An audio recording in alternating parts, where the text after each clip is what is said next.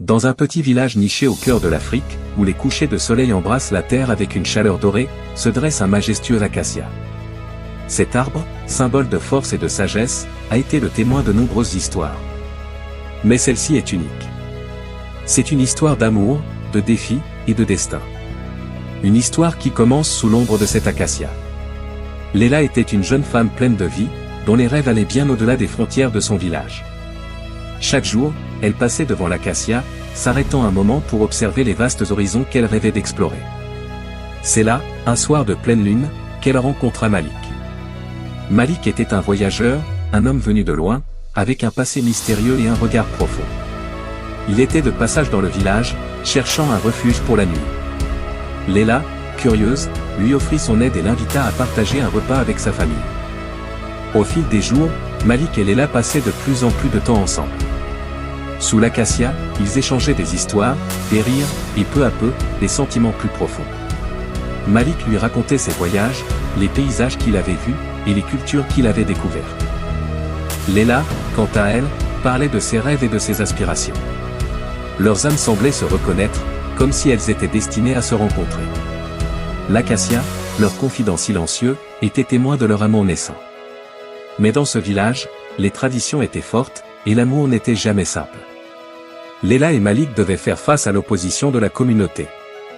Les anciens du village voyaient d'un mauvais œil cette relation avec un étranger. Ils craignaient qu'il ne comprenne pas leurs traditions ou qu'il n'apporte avec lui des changements indésirables. Malik, de son côté, portait un secret lourd à dévoiler. Un passé qu'il n'avait jamais partagé avec personne, pas même avec Léla.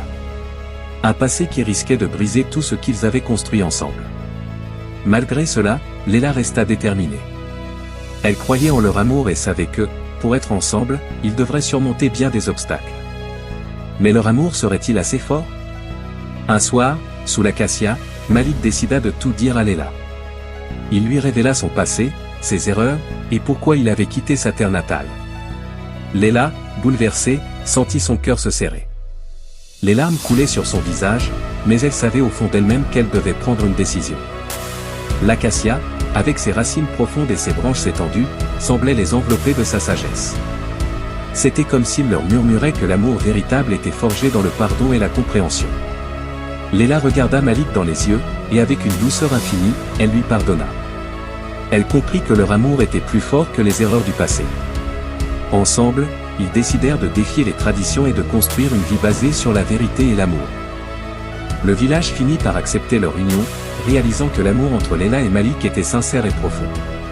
L'acacia, qui avait été témoin de tant de moments partagés, devint leur symbole d'amour éternel. Sous l'acacia, leur amour grandit et s'épanouit, devenant une source d'inspiration pour tous ceux qui les entouraient. Léla et Malik prouvèrent que l'amour peut surmonter les plus grands défis, que le passé peut être pardonné, et que sous l'ombre d'un acacia, des rêves peuvent devenir réalité.